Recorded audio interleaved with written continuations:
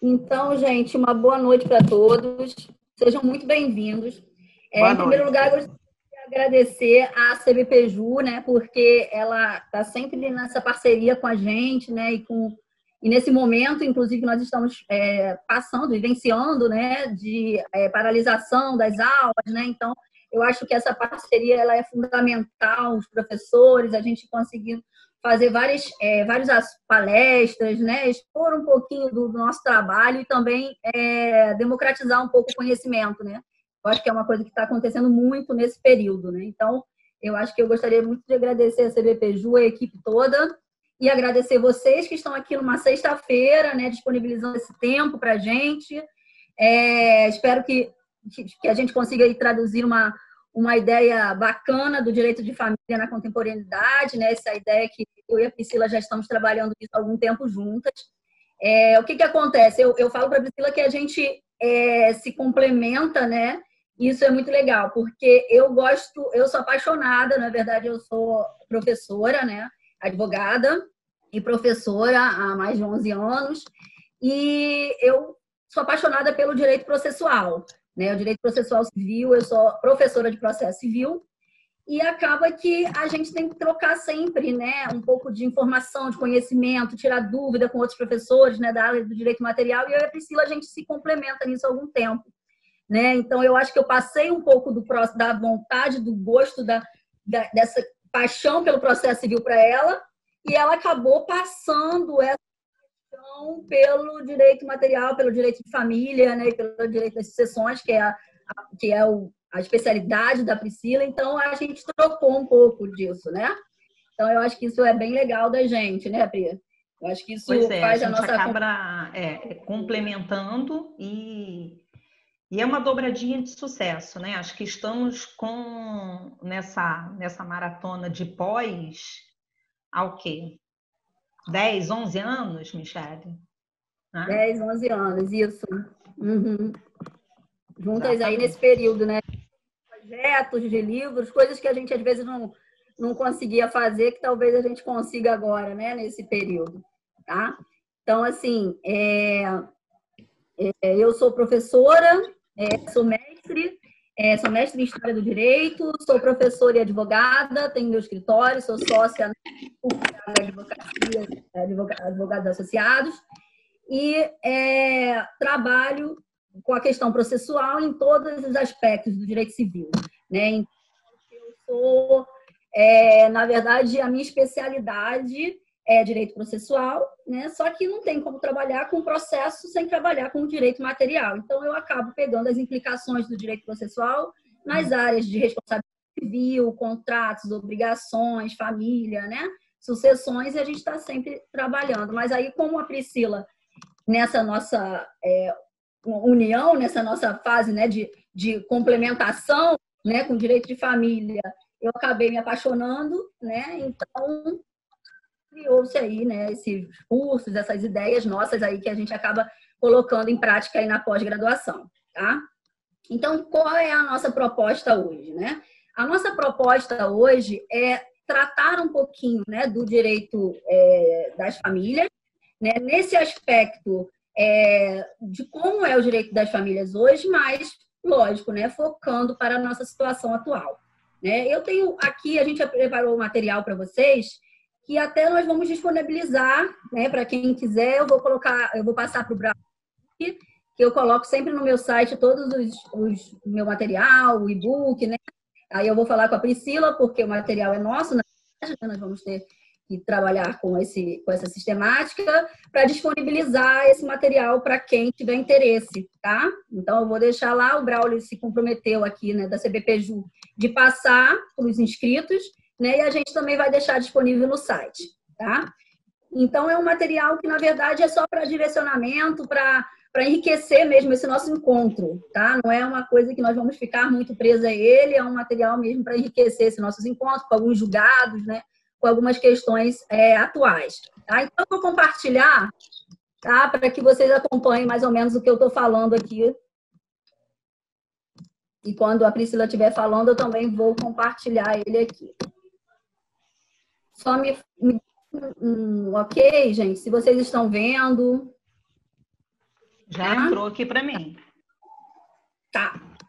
Então, é a nossa palestra de hoje, né? Falar um pouquinho sobre alimentos e guardas na pandemia, questões que nós estamos enfrentando aqui na nossa prática forense, no dia a dia, né? E também questões aqui de último momento, julgados, leis, né? Legislações que estamos aplicando aí com relação a alimentos e a guarda, tá? Nós focamos, né, para esse momento da pandemia do coronavírus, né? Então, a gente quis falar justamente, né, de uma ideia do direito de família, né, nesse momento que estamos passando de crise sanitária, crise econômica, crise social, né? Momento que a gente está vivenciando tanto na gente como na nossa profissão, na nossa atuação, né, com relação a diversos setores do direito, diversas áreas do direito. Por exemplo, a gente tem uma aplicação, né, das leis que não foram feitas para esse momento que nós estamos vivendo, que é um momento de exceção, né? Então, nós temos que adaptar, nós temos que interpretar, né? Nós temos que buscar soluções, na verdade, para essas questões, né? Buscando minimizar esses efeitos, né? A vida como um todo, né? A gente está vendo no nosso dia a dia aí as colisões, né? Muitas de direitos e garantias constitucionais com relações privadas, né? Então, a influência disso, como a gente já vem vivenciando há um grande tempo com a constitucionalização do direito civil, né? E as medidas de restrições, o isolamento social, a quarentena, né? O fechamento do comércio, das atividades em geral e a repercussão disso na nossa vida, né? Assim como gerou também uma crise, né, econômica global, né, nacional, acaba abalando também o quê, gente? As relações jurídicas pré-existentes, né? E também gerando conflitos novos.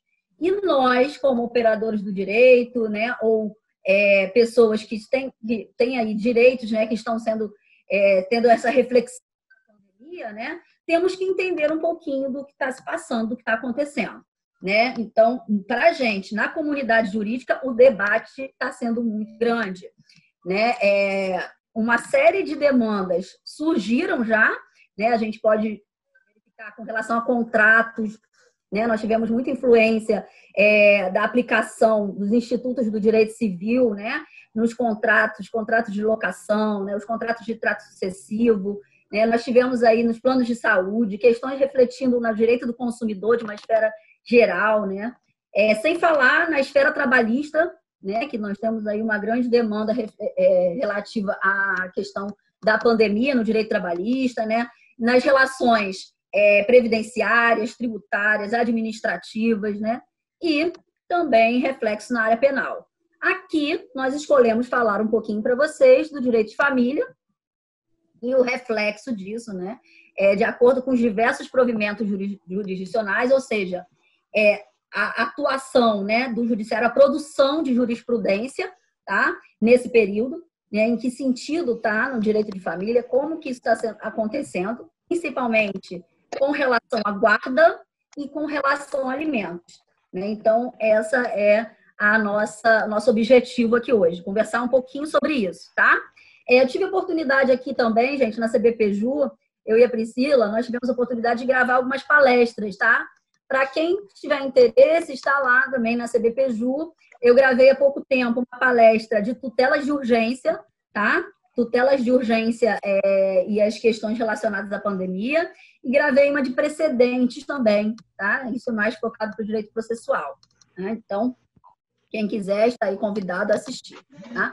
Então, o que a gente tem que entender um pouquinho desse momento, né? A gente tem que entender o que fazer, né? A gente tem que entender como solucionar os conflitos atuais, né? E pensar com placidez e coerência, né? Eu acho que isso é uma questão importante, né? A gente se centralizar, buscar um senso comum, né? Porque é uma situação incomum, né? Uma situação sem precedentes, né? Porque o que a gente conhece, pelo menos, de pandemia na história, né? Tem, pelo menos, aí nos últimos 100 anos, a gripe de... Tá? Nos últimos tempos, nós tivemos aí algumas questões relacionadas a H1N1, algumas jurisprudências, julgados relacionados a H1N1, a dengue, né? Até a AIDS por um grande período aí foi questões aí questionadas, tá? Mas, na verdade, nada se compara, né, ao momento que nós estamos vivenciando. Né? Então, por isso que eu chamo, como alguns doutrinadores chamam, né, uma época sem precedentes. Né? Então, a gente tem que tentar verificar o quê? Né? Impedir, justamente, né, no nosso atuar, que a gente, por esses episódios que nós estamos vivendo, né, por essa situação que nós estamos vivendo, a gente acabe, e também o judiciário, né, principalmente, acabe tomando decisões violadoras de garantias constitucionais. Então, isso a gente tem que sempre nos pautar, principalmente no direito de família, que é a base, né? Nós temos aí a Constituição de 88. Pensar nisso é muito importante. Né? E a primazia pela solução consensual dos conflitos, né? Que eu até tive a oportunidade de fazer uma live sobre esse assunto, né? E eu chamo muita atenção porque não é novidade, né, no nosso direito, mas é para o nosso sistema processual, né, uma grande novidade a partir do momento que consagrou-se aí nas normas fundamentais do nosso Código de Processo Civil, né, esse princípio da solução consensual dos conflitos, né, prezando sempre pela conciliação, mediação, né, buscando reduzir justamente o quê? Os custos relacionados aos danos temporais, então nós estamos vivenciando isso, principalmente por um período de suspensão dos processos, né? Vários estados aí estão com períodos de suspensão, principalmente processos físicos, né?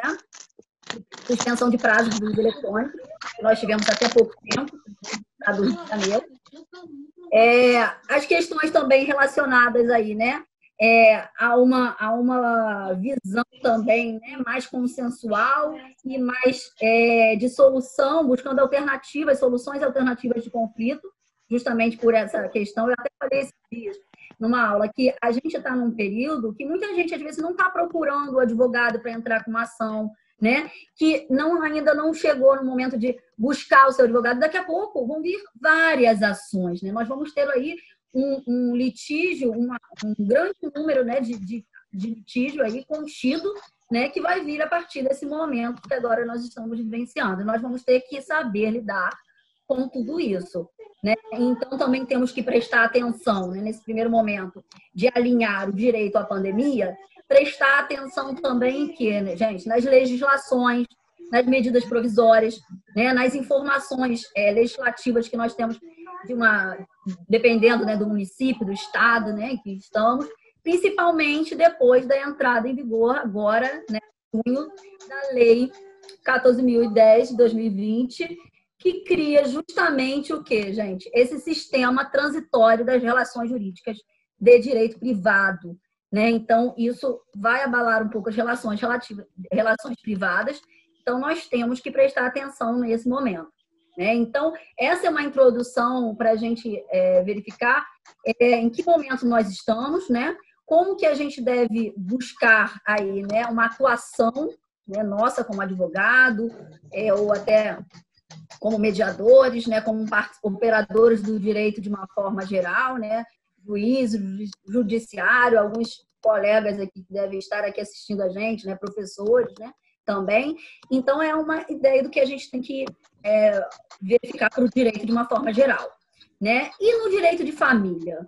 Né? No direito de família com a pandemia do coronavírus. O que mudou? Né? Então, vamos começar aí uma introdução do direito de família com a professora Priscila, para a gente entender aí essas mudanças, principalmente na guarda, que é o nosso direito, e nos alimentos, na prestação de alimentos. Vamos lá, Priscila. Boa noite, não é? Eu vi que muitos alunos entraram agora, então sejam bem-vindos. Quero agradecer a CBPJU, a ESA pela oportunidade. Eu encaro, quem me conhece, né, que já teve aula comigo, eu sou uma pessoa extremamente positiva e eu sempre tento enxergar o copo meio cheio. Então, eu tenho visto que essa pandemia, essa situação atípica, claro, muito triste, mas ela tem nos tirado da zona de conforto, né? Essa semana mesmo eu fiz umas 4 reuniões pela plataforma, né? Então, assim, consegui atender clientes.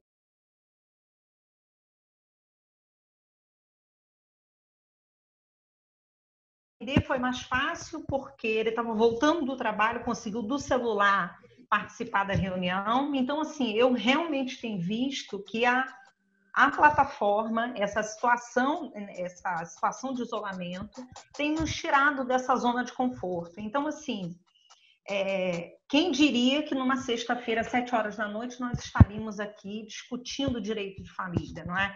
Eu em Niterói, professora Michele em Cabo Frio, muitos em São Pedro, Macaé, Rio de Janeiro. Poderíamos ter alunos lá de fora, então a distância não seria uma barreira para estudar. Então, eu acho que as portas estão se abrindo, não é? E mais oportunidades. Não, é claro que o contato físico é maravilhoso, eu sou professora dos abraços, eu adoro abraço, adoro confraternização, mas em nada perderemos o conteúdo, que é o mais importante, não é? Então, eu quero agradecer a abertura da OAB, da oportunidade, e a gente está discutindo esse direito de família. E agradecer a professora Michele, que sempre faz essa dobradinha, que é uma delícia. A gente realmente se complementa de uma forma perfeita e preparamos um material com muito carinho para vocês, tá? Espero que vocês gostem. Vamos entender um pouquinho o direito de família, porque eu sempre falo para os meus alunos o seguinte: o direito de família ele tem uma peculiaridade, né? Aliás, eu sempre digo que o que sempre me faz apaixonar todos os dias pelo direito, essa frase já é clássica, quem foi um aluno já sabe disso, é que o direito muda. Eu detesto a mesmice, eu detesto a mesma coisa. Eu acho que eu nunca, jamais iria para ciências exatas, porque acordar todos os dias com a mesma equação, não é? 2 e 2 são 4, ad eterno. O direito não. Hoje eu penso uma coisa, amanhã eu leio um julgado, é uma jurisprudência, um artigo do IBDFAN, e daqui a pouco penso de uma forma, na semana seguinte eu já estou levando a minha turma a pensar também de uma forma diferente, e às vezes o próprio aluno questiona e me faz também mudar de posicionamento. Eu acho que essa é a paixão do direito, que tudo pode mudar, não é? Então, o direito de família, né, eu acho que ele tem essa característica muito mais que os outros ramos. O direito de família está em eterna transformação. Então, quando o operador do direito, e aí eu estou colocando todos aqui, tá? Advogados, promotores, defensores, né? Todo o judiciário, quando for analisar um processo de família, ele tem que enxergar o processo de família como a família dos meus avós, que ainda posso ter um processo, a família dos meus pais, a minha família, na mesma época da professora Michele, não adianta ela fugir, né? E a família dessa nova geração.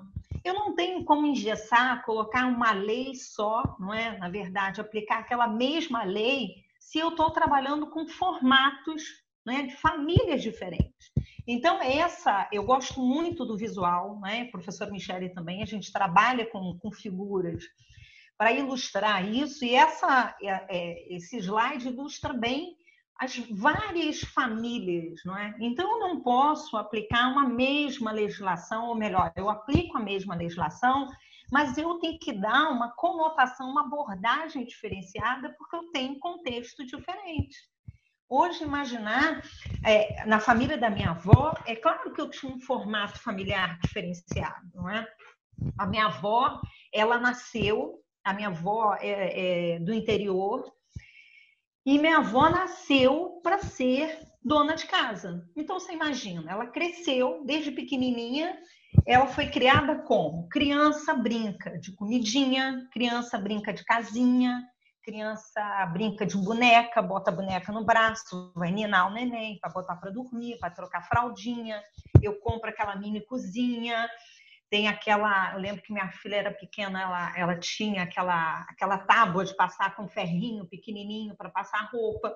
Então, na verdade, naquela família patriarcal, as pessoas eram criadas, não é, para exercerem um papel específico. O menino era criado do lado de fora, vai jogar bola, vai brincar lá fora. Menino é muito agitado, né? Menino tem que ficar no quintal. Menina brinca dentro de casa, mas menino brinca no quintal. Aliás, foi a primeira coisa, né? Primeiro paradigma quebrado, porque eu tenho 2 meninas sempre foram agitadas. As pessoas diziam assim, que bom que você vai ter menina mais calma, né? Gente, mentira isso, né? 2 meninas que tocavam terror dentro de casa. Então, não tem nada a ver. Mas percebam, por que eu estou fazendo essa introdução que ela é importante? A família era composta assim, as pessoas eram criadas, não é, com esse objetivo de exercerem uma função. O professor Michele pode até passar o slide. Então, os papéis eram pré-determinados, não é? Então, e a família tinha uma visão, uma preocupação muito com a parte patrimonial. Se você for buscar a parte do direito sucessório, né, só tinha direito à herança o primogênito, o primeiro filho, não é? Por que aquela preocupação de não fracionar? As famílias eram imensas. Se eu fracionasse um patrimônio entre os 10 filhos, eu tinha o quê? O enfraquecimento dessa família na sociedade. E a importância da família na sociedade era o quê? O aspecto patrimonial. É claro que com a transformação, isso me está ótimo, com a transformação com o passar do tempo, essa visão tradicional foi deixando. Eu sempre gosto de usar a expressão que a afetividade entrou na família. Na verdade, a família já era afetiva, né? Chega a ser cruel falar que não era afetiva, era. Mas a demonstração de afeto não era permitido. Então, percebo até que as fotos antigas eram o quê? Aquela família tradicional, todo mundo sério, para tirar foto. Não tinha demonstração de afeto. O homem, o pai não tinha aquela coisa, o homem não chora. Então, o papel era aquele papel pré-determinado. Com o avanço, né, na nova... Então, eu tenho ainda aquela família tradicional, patriarcal, ainda, dos meus avós, e avanço para uma família moderna, contemporânea, não é? Que essa família é o quê? Uma gestão de papéis. Hoje, a mulher é criada, né, como o professor Michele colocou muito bem, novo formato familiar, não é? A família hoje se funda sobre os pilares da afetividade, pluralidade. A tônica agora reside no indivíduo e não mais na parte patrimonial. E aí eu quero destacar esse parágrafo aqui. Os papéis não são estabelecidos de forma rígida. Você trabalha, você, homem, trabalha e traz o sustento, e a mulher vai cuidar do lar. Não. A mulher foi para o mercado de trabalho, e aquilo que eu brinco, que quem nunca comeu melado quando come se lambuza, então a mulher tinha essa vontade de provar para a sociedade que ela era capaz, não é? Que ela não era só aquela boa esposa e boa mãe, até porque ela foi criada para ser uma boa esposa, uma boa mãe. Mas quando ela vai para o mercado de trabalho e ela se aventura e ela gosta, ela realmente exerce muito bem o papel, porque ela está preocupada em provar isso para a sociedade. Eu estou vendo até uma série muito legal que fala desse empoderamento da mulher, que é aquela Coisa Mais Linda. Não sei se vocês assistiram, está passando na Netflix. É uma série brasileira, bem legal, que fala desse empoderamento da mulher, né? A atriz principal, ela é ótima, não é? A Sueli colocou aqui.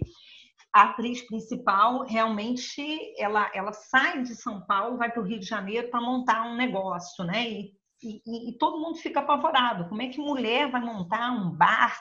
Você vai ser dona do bar? Aí trabalha bem essa coisa, só pode pegar empréstimo se seu marido autorizar. Se o homem não autorizar, você não pega um empréstimo no banco para iniciar um negócio. Você não pode registrar a sua empresa. Então, assim, surreal. Então, a mulher, com essa preocupação de provar que ela dá conta, então ela se empenha mais. Ela corre atrás. Então, nunca comeu melado, quando come, ela se lambuza. E aí, qual é o efeito disso? A mulher começa a dividir esses papéis. O nome da série é coisa mais linda. Não sei se é a coisa mais linda ou acho que é coisa mais linda. Depois eu vou mandar para vocês. Vale muito a pena, que está abordando assim de uma forma bem sutil, com romance, mas bem esse empoderamento da mulher, porque trata de violência doméstica, tem várias questões, são várias questões na série. Mas o que eu quero trazer para vocês, que é importante essa introdução, tá? Vocês vão entender o porquê. Nesse novo formato familiar, a mulher agora vai para o mercado de trabalho e ela contribui para o sustento da casa, ela não vai mais trabalhar só por prazer, ela trabalha porque ela precisa ajudar o marido a sustentar a casa, e agora o marido divide as tarefas com ela, porque ela chega em casa, ela tem louça para lavar, ela tem casa para arrumar, filho para cuidar, não é? Ela já está exercendo uma dupla jornada. Então, eu gosto muito dessa expressão, que é uma expressão até que Maria Berenice utiliza, que agora surge um novo formato familiar, um novo modelo, que é o quê? Gestão familiar compartilhada. Gente, eu adoro essa frase. Eu falo que eu todos os dias eu exerço a gestão familiar compartilhada aqui em casa, eu e meu marido. Pai e mãe exercendo os papéis conforme as circunstâncias. Então, ora eu estarei cuidando da casa, ora estarei trabalhando, ora meu marido estará cuidando da casa, inclusive no caso de divórcio, nada vai mudar. Então, nós temos nesse novo formato familiar a valorização de laços afetivos, um estreitamento maior da relação de pais e filhos, e assim surge um pai mais participativo e interessado na educação dos filhos. Vejam que antigamente o pai era aquele que só cuidava do sustento. Toda a parte de educação, de gerência realmente dos filhos, era, não, fala com sua mãe. Não, sua mãe que vai decidir. Reunião da escola, eu sei porque meu marido vem de uma família muito tradicional, e eu já falei isso em sala. Meu sogro, ele uma vez falou assim, eu nunca fui a uma reunião da escola. Aí eu brinquei com ele, pois seu filho vai a todas, porque as reuniões eu estou em sala de aula. E aí o Rodrigo que vai para a escola e tem um conhecimento. Então, esse novo formato familiar não comporta mais os papéis que fomos criados, né? Eu fui criada para cuidar de casa, de filhos, não. Agora, guardem isso, gestão familiar compartilhada. Professora, Priscila, por que isso é tão importante para falar de guarda? Porque é isso que vai determinar lá na frente a guarda. Eu tenho que enxergar anterior, no formato novo, nessa transição de um formato posterior. Eu lembro quando minha filha nasceu, para exemplificar, eu falei para minha avó que meu marido deu o primeiro banho. Minha avó ficou apavorada. Meu Deus do céu, afogou a criança. Não, vó, ficou super bem, ele adorou, foi ótimo. O pai tem que dar banho também, participativo. Então, veja que a gestão é compartilhada. Então, hoje, nós temos famílias, porque hoje nós temos famílias constituídas de várias formas. Famílias de tio cuidando de sobrinhos, avós cuidando de neto, irmão mais velho cuidando do seu irmão mais novo, fazendo o papel de pai e irmão, famílias formadas por pessoas do mesmo sexo, homoafetivas, poliafetivas. Gosto dessa frase. Houve uma pluralização das espécies de família. E quem também foi meu aluno em sala de aula de família sabe que eu uso uma expressão também assim: não nos compete fazer juízo de valor. A sua família é num formato que você desejou e você é feliz nesse formato. E fulano é feliz naquele formato lá. Cada um literalmente no seu quadrado. O que você tem que enxergar é que o direito tem que tutelar todas essas famílias. Eu não posso ter uma legislação que comporte só a família de A ou a família de B, porque há o quê? Uma liberdade familiar. Eu não tenho mais aquela família pré-determinada por pai, mãe e filhos. Não, você vai constituir a sua família, o seu núcleo familiar. E o Estado tem que tutelar isso. Eu acho que o último ponto, o último passo que o direito tinha que dar para acabar com essa diferença de tratamento de família foi o artigo 1790. O artigo 1790, que tratava da sucessão da companheira de forma diferenciada, foi justamente era o último passo. Era inadmissível imaginar que a esposa tinha um formato e a companheira outro. Não. Agora foi declarado inconstitucional 1790, agora o direito sucessório comporta, porque a união estável se equipara ao casamento. Então, eu gostei muito desse quadro, foi até a professora Michele que colocou, não é? Das famílias multiformes, né? Então, a gente não pode esquecer que eu tenho todo tipo de formato familiar. E ainda que você não concorde, porque você tem todo o direito de escolher o seu formato familiar e achar que ele é perfeito para a sua família, para o seu estilo, você, como operador do direito, tem que entender que o direito precisa tutelar todas as espécies, tá?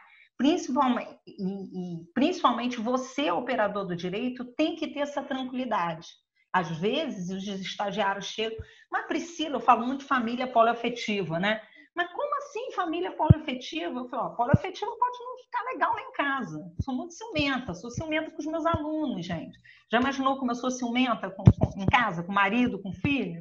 Sou ciumenta com as amigas, né, professora Michele? Sou ciumenta. Então, assim, eu não comportaria uma união poliafetiva aqui, não é? Mas eu tenho que entender que existem famílias, não é, que escolhem esse formato familiar e o direito tem que tutelar. Então, a gente, como operador do direito, a gente tem que fazer essa diferença que é muito importante. Pode passar, professora Michele, que eu falo muito, gente. Só tem uma pessoa que fala mais do que eu, é a professora Michele, vocês vão ver. Então, a família é um instituto em eterna mutação. Novas modalidades vão se formando, vão surgindo, e o operador do direito ele tem que trabalhar com a família antiga, a família de hoje, não é? Que é o meu tempo, a minha geração, e as famílias que estão se formando, tá? Sempre que ocorre um rompimento dessa relação familiar, separação, divórcio, término de uma união estável, não é? O direito de família, não é, vem com essa preocupação a uma consequência patrimonial, né, que é delegada ao judiciário com esses efeitos patrimoniais. Mas há um efeito muito maior, que é o efeito emocional, que a gente colocou aqui, não é? Afetivo envolvido. Esse ponto emocional, esse afetivo, o judiciário não consegue resolver. Vocês vão rir, mas vocês vão lembrar disso. Quem for meu aluno de sala de aula, eu falo o seguinte: toda vez que eu estou fazendo um acordo de divórcio, guarda, alimentos, o professor Michele também vai rir, eu falo para o meu cliente o seguinte: cancela sua rede social. Porque na hora que você posta uma fotinha lá, mela o acordo. Porque a pessoa fica com raiva que você está viajando e está fazendo um acordo de alimentos. Vocês estão rindo, eu sei que vocês lembram que eu falo isso. Você lembra disso, Angélica? Eu falei isso. Pois eu estou com um caso essa semana. O meu cliente, o acordo fechadinho, gente, protocolado, que coisinha linda. O meu cliente posta em plena pandemia, passeando de jet ski. O jet ski não é dele, pegou emprestado. Sabe o que aconteceu? A ex-mulher ficou com raiva, viu o jet ski, achou o jet ski é dele, ele tem dinheiro, então avisou a advogada que não quer mais o acordo. Olha só que situação. Eu falei para ele, mulher quando fala, gente, é quase que uma praga. Toda vez eu falo isso. Cancela sua rede social e só retorna quando o acordo estiver homologado, bonitinho. Aí você bomba nas redes sociais, coloca o que você quiser. Mas até o acordo fica caladinho. Por quê? Porque, na verdade, a ferida emocional está ali e ela vai trazer a repercussão na parte patrimonial. E a parte emocional, o judiciário não consegue resolver. Não tem jeito. Vai bater cabeça, a gente vai falar da mediação. Então, a gente até colocou aqui, os processos se acumulam, se protelam nas varas, pois o verdadeiro conflito não está na parte patrimonial. Ela estava satisfeita com o acordo, com o valor, mas quando ela viu que o ex-marido estava passeando de bem com a vida, feliz de jet ski, pronto, não quero mais o acordo. Pode passar, professora Michele. Então, a gente aqui, é muito comum se perceber que os casais se separam, que a sentença é proferida, mas os casais não conseguem se separar emocionalmente e deixam marcas, principalmente, gente, quando tem criança, né? Eu acho que quando o casal se divorcia e não tem filhos, é uma coisa muito tranquila de romper esse vínculo e cada um seguir a sua vida. Mas quando tem filhos, eu sempre falo no escritório que é um caminho que não tem volta mais. É um vínculo para sempre. E se você ama essa criança, se você ama o seu filho, você vai passar por cima de todas as feridas emocionais em prol da criança. Não é? Não tem por que sair brigando com seu ex-marido na frente da criança, porque ela vai carregar isso. Isso vai dar uma consequência emocional. Então, o direito de família tem buscado cada vez mais a psicanálise, a psicologia, a sociologia, para tentar resolver. Eu falo que existem 2 ramos do direito que o judiciário não consegue resolver: direito de família e direito de vizinhança. Não tem, gente. É vizinho que joga pinga de cigarro, cloro, e a outra tem uma servidão, e aí ela lava com cloro, criolina, e a outra reclama do cheiro. Então, assim, não tem jeito. Direito de família e direito de vizinhança é muito complicado, o judiciário não consegue resolver. Então, a gente tem que buscar o quê? A ajuda, porque, na verdade, o conflito é emocional. O conflito está lá no emocional, não no patrimonial.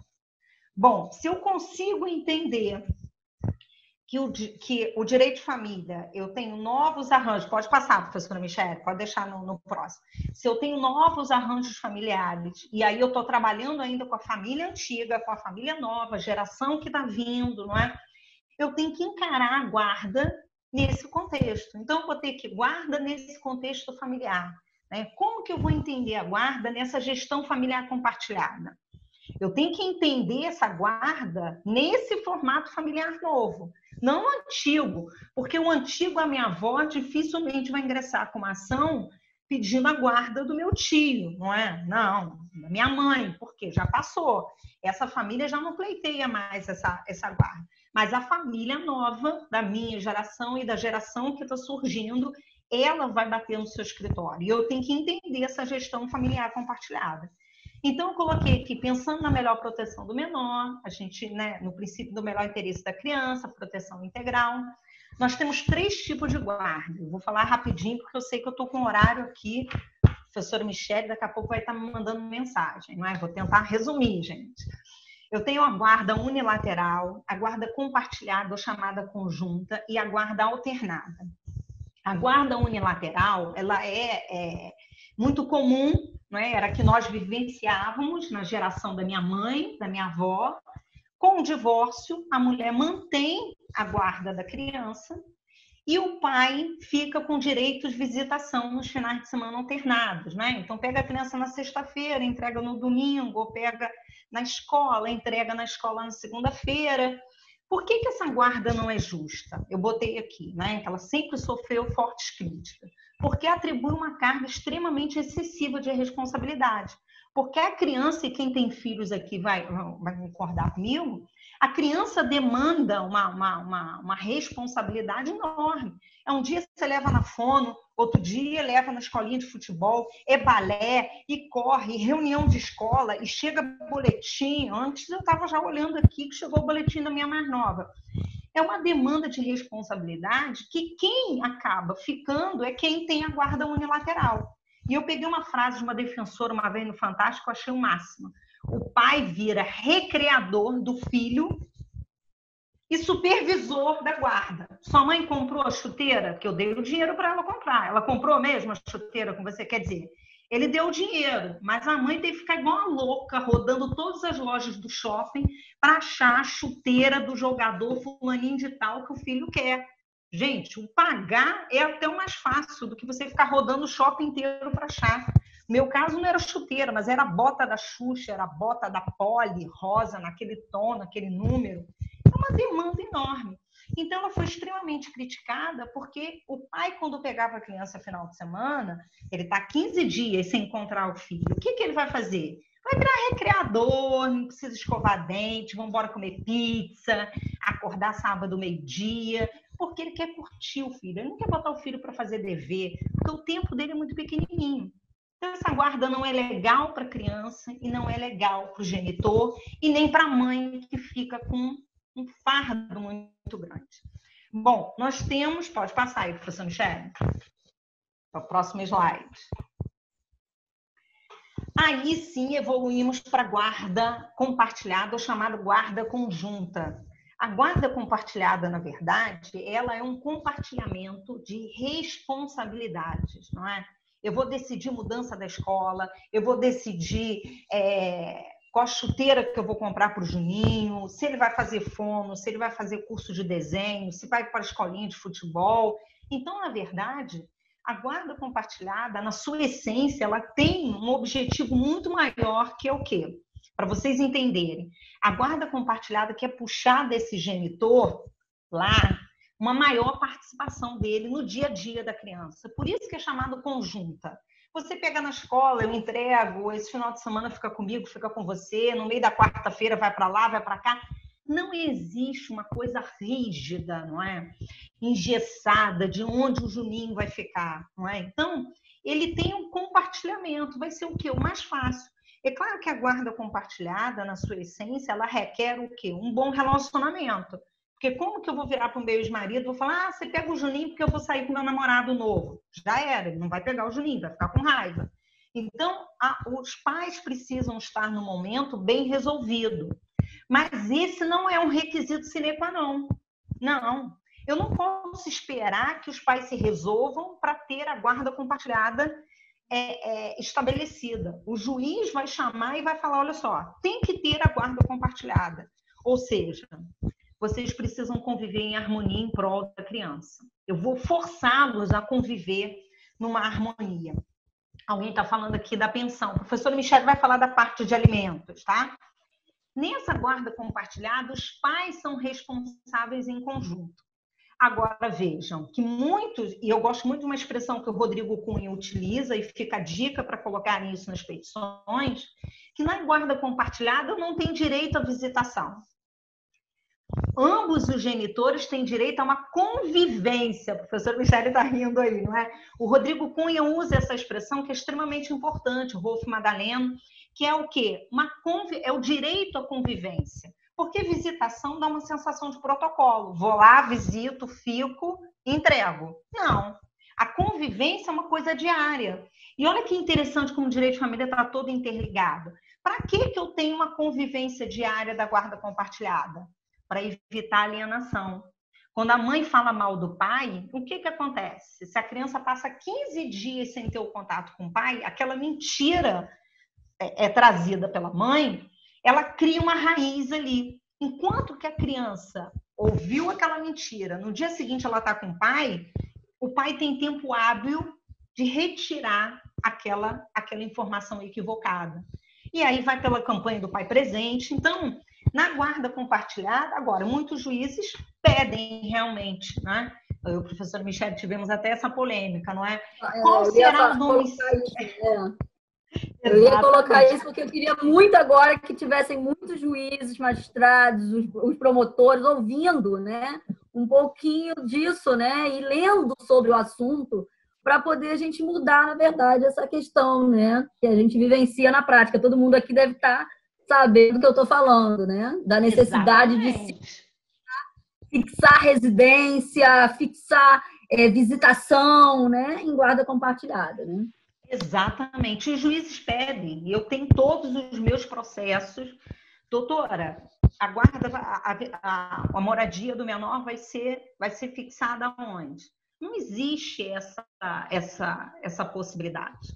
Mas eu entendo, como eu estou trabalhando ainda com famílias em transição, eu entendo que tanto para o judiciário quanto para esse novo formato familiar, não é, precisa ter uma adequação. Eu preciso, por isso que eu sempre falo, não é? Não fica confuso, Suelen, porque isso que é importante. A criança, ela não pode ser um visitante na casa do pai. Você já imaginou, se você passa aquela semana com o pai, você chega lá, você não tem um quarto que é seu, você não tem suas roupas, você vai puxar uma cama na sala, um sofá, vai dormir no quarto do seu pai. Essa criança nunca vai se sentir acolhida. Por quê? Aquela casa, ela está ali visitando o pai. Enquanto que se o pai estabelece um quarto para ele, esse é o seu canto, você vai decorar, você terá aqui brinquedos, roupas, porque você tem a casa lá e casa aqui, o Então, eu botei aqui para vocês, a intenção da guarda compartilhada é fazer com que não exista mais aquela tendência de pais que buscam os filhos com um simples passeio no final de semana. Não, é para aumentar esse convívio. E cada formato familiar, gente, vai estabelecer esse compartilhamento. Por isso que o nome é gestão familiar compartilhada, independente do casal estarem juntos ou divorciados, tá? Isso, gente, está dentro do princípio da paternidade responsável, isonomia, igualdade entre homens e mulheres. O homem pode cuidar da criança tanto quanto a mãe. Não existe mais esse monopólio de que mãe só cuida, não é? Aí nós temos, Silva, essa situação da guarda alternada. Eu acho que eu coloquei para vocês e eu vou te responder. Engraçado. Não, pode passar, professora Michele, pode passar. Pode passar, que eu acho que a guarda alternada está depois desse slide.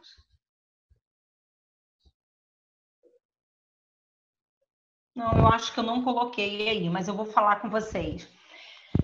Pode voltar para a guarda compartilhada. A guarda alternada é aquela guarda, não é, que ora fica num lar e ora fica na outra. Essa guarda alternada, ela não foi muito aprovada aqui no Brasil, porque essa sim causa uma confusão à criança. Já imaginou? A criança tem uma escola aqui e uma escola lá, 6 meses na casa de um, 6 meses na casa do outro. Essa sim é extremamente criticada. Tem um livro, um artigo jurídico muito interessante, escrita por uma psicóloga, uma doutora nessa área, que ela fez uma pesquisa de como causa uma confusão na mente da criança essa guarda alternada. Então, é uma guarda que ela não tem muita eficácia aqui no Brasil. Ela é aplicada em casos assim excepcionais. Uma criança com uma idade, uma maturidade maior, que aí sim, exatamente, Isabela, há um sentimento mesmo de resistência de mãe em relação a essa guarda. E aí sim eu tenho em outros estados. Aí uma aluna, a Silvia, perguntou em relação a quem mora em outro estado. Quem mora em outro estado, gente, por isso que eu estou falando, e cada família vai ser analisada num formato diferenciado.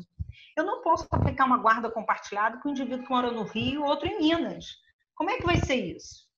Não tem como, não é? A distância vai inviabilizar isso, não é? De compartilhamento de moradia. Mas a guarda pode ser compartilhada? Pode, porque a guarda compartilhada vai além da moradia, gente. A guarda compartilhada é responsabilidade. O Juninho caiu na escola, vai ter uma reunião, o pai tem que ser chamado. Inclusive, a guarda compartilhada tem que ser comunicada à escola, porque a agenda tem que ser enviada para ambos os pais. Não tem que ter monopólio da mãe só com a agenda para saber o que está acontecendo com ele. Não. Vamos avançar, gente, porque senão, olha, por isso que a gente tem que ter um curso mesmo, bem longo, porque é muita coisa para falar.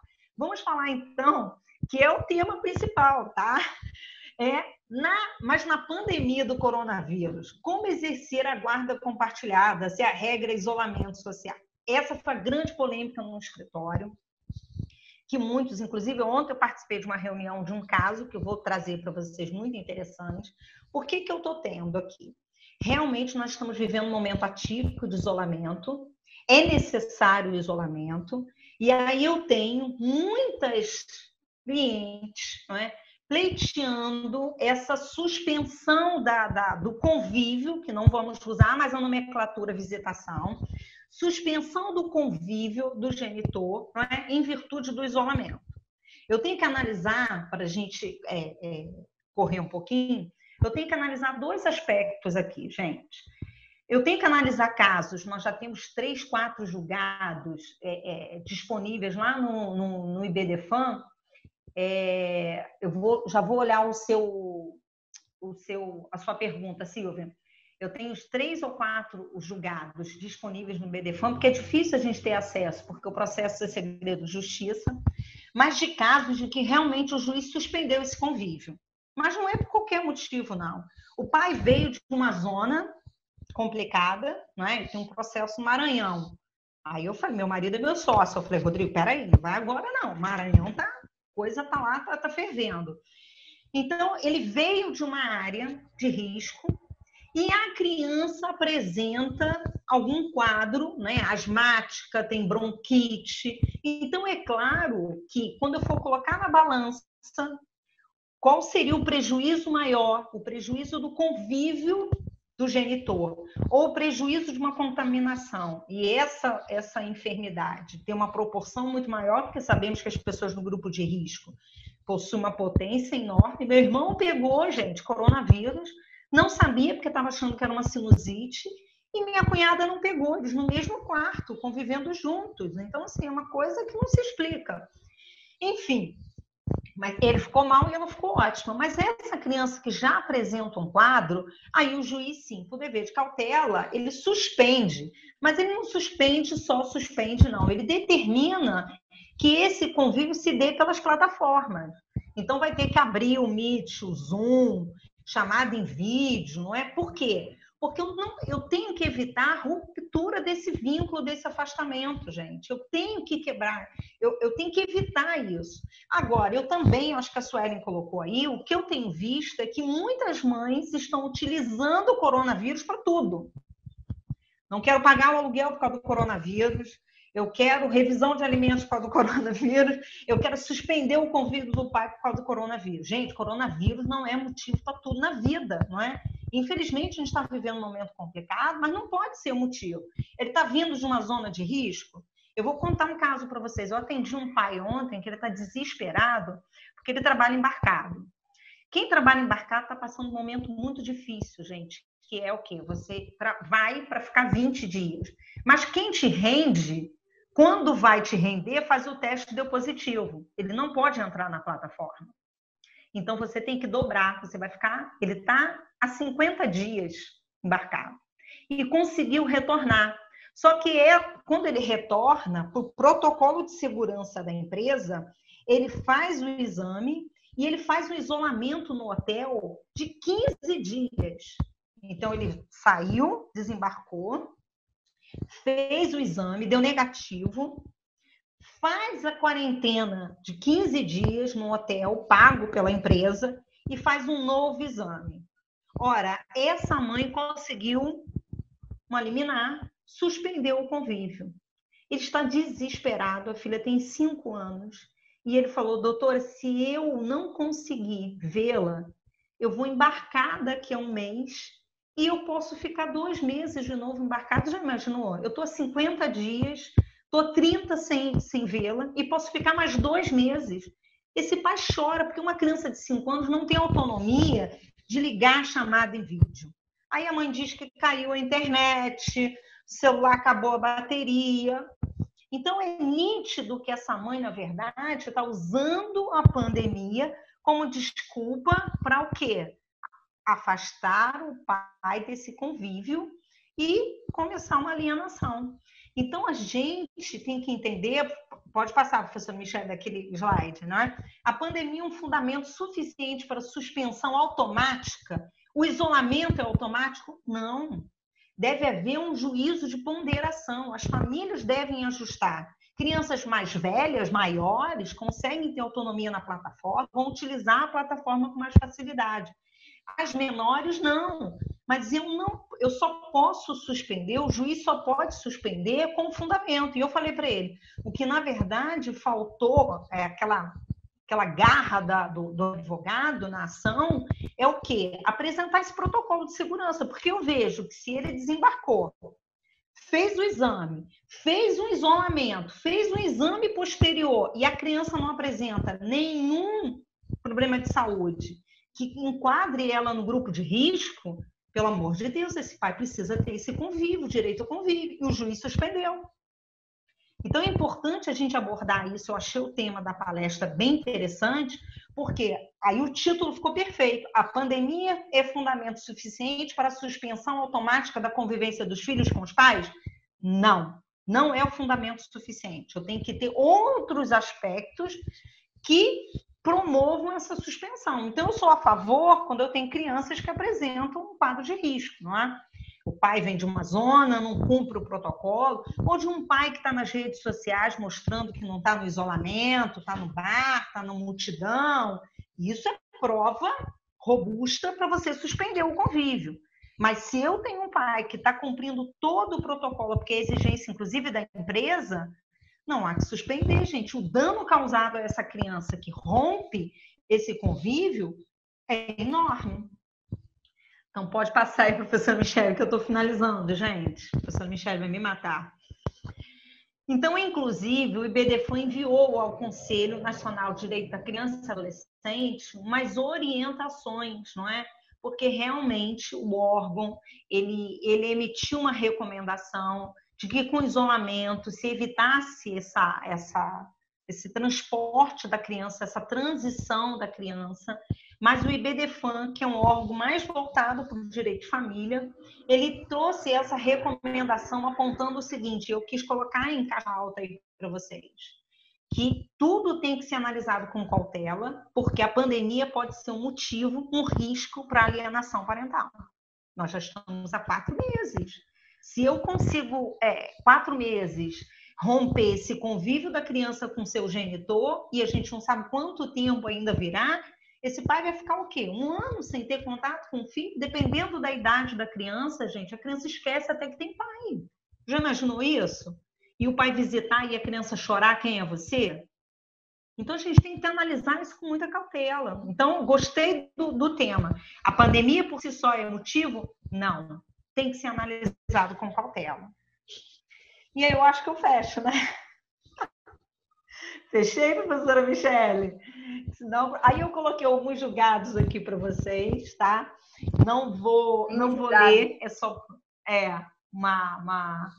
só para ter, porque a gente sempre fala, eu tenho com a professora Michele, a gente prepara o material com carinho para que você tenha acesso. Na hora que você for peticionar, na hora que você for atender um cliente, você vai lembrar dessa palestra, vai falar, peraí, a professora Michele, a professora Priscila tem um material, vou lá, vou ficar super feliz de você usar o meu material como base. Então, a gente não retém material, a gente gosta de passar mesmo, porque esse é o objetivo, esse grupo de ajuda. Então, coloquei aqui um julgado que é exatamente esse quadro. A criança tem um histórico, né, de problema pulmonar, e aí sim o juiz determina o afastamento. Aí fica a leitura depois, porque eu já me estendi demais, gente. Era para falar 20 minutos, olha só. Ui, vou deixar com a professora Michele. Gente, isso é normal acontecer quando a gente começa a falar, né, de direito de família. E é uma delícia, né, ouvir a Priscila falar, então a gente vai embora, a gente vai gostando. Apesar que eu queria falar um monte de coisa no meio, é aquela vontade, né, de falar, né, aquela vontade de debater, né, porque eu tenho, meus alunos sabem, né, a gente debate muitos assuntos, né, e a guarda compartilhada é um assunto que eu, particularmente, assim, tenho muito interesse e tenho uma crítica muito grande, né? Não a guarda compartilhada, como a Priscila falou, perfeita, né? Mas a execução, a prática, né? Desse instrumento aqui que é muito desvirtuado, né? Sofre um desvento muito grande, né? Então, isso, para mim, eu tenho uma crítica muito grande com relação a isso. Mas isso não dá para falar agora, né? Só num outro momento. Vários casos que a Priscila contou aqui são casos que a gente está convivendo nos nossos escritórios, tanto no da Priscila quanto no nosso. Né? Hoje eu estava pesquisando, né, justamente sobre guarda compartilhada e vendo os aspectos. Eu até coloquei aqui no final do material, a gente colocou aqui, Priscila, né, os links de artigos, né, jurídicos que estão falando sobre o assunto. Tá? Então, é bem bacana dar uma olhada, tá? No final do material, depois tem um material aí. Mas vamos lá. Vou aqui, né, me virar nos 30, né, nos 20, para a gente não se estender muito, tá bom, gente?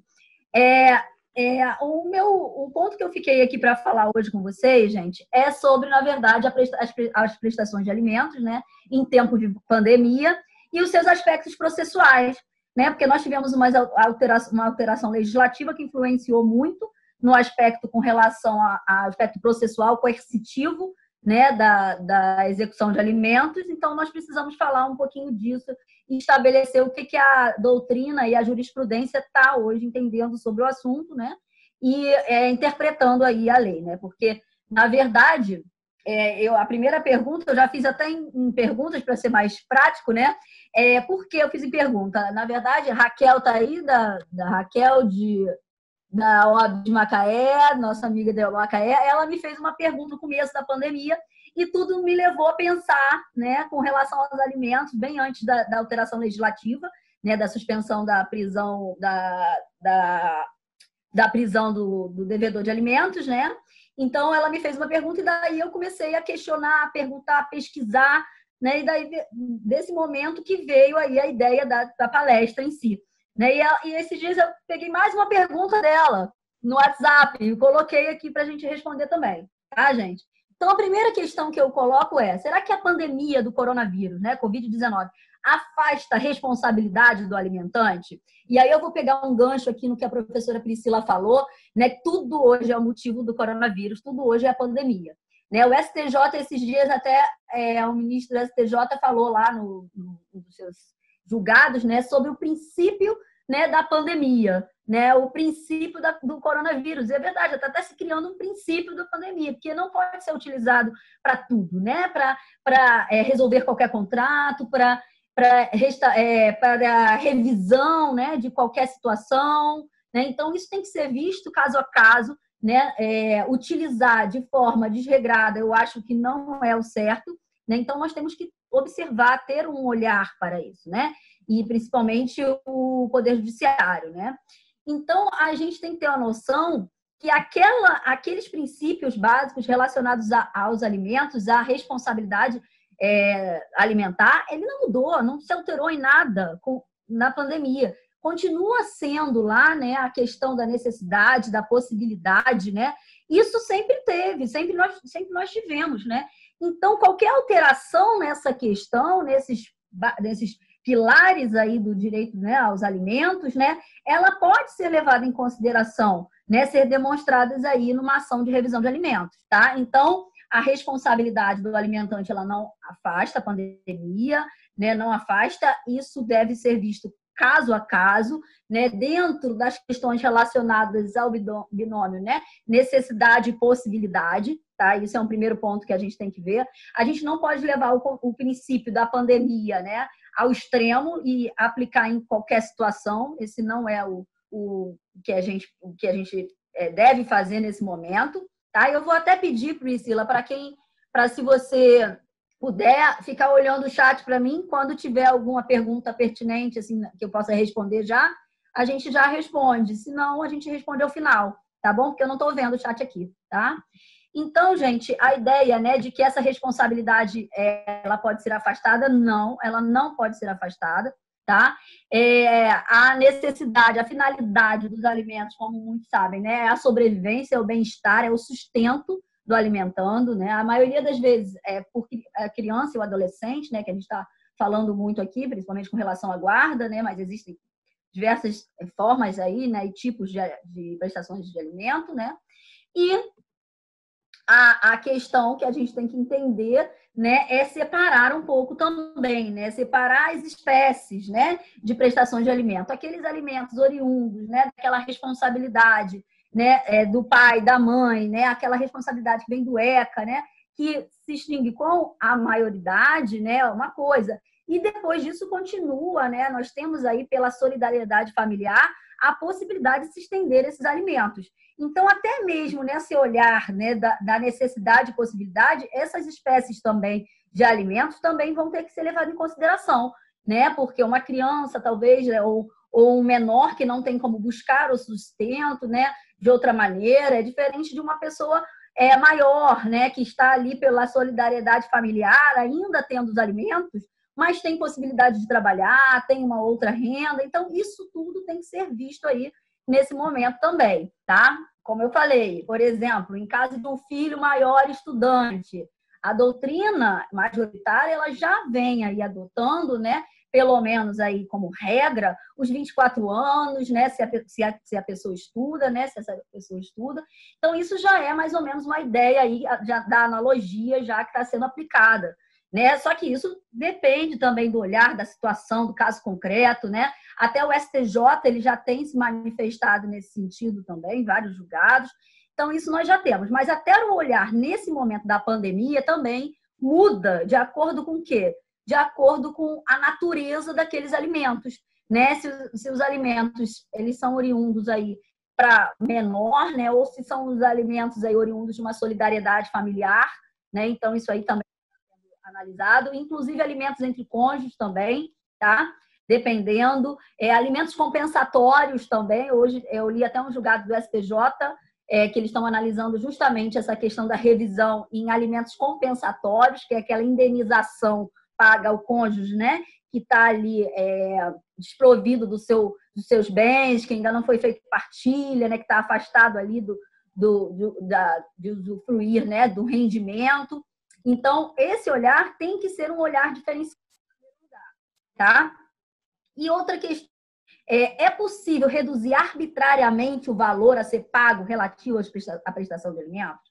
Então, essa foi também um questionamento aí da nossa colega, né, que é minha aluna, e eu achei muito interessante, né, o olhar. Por quê?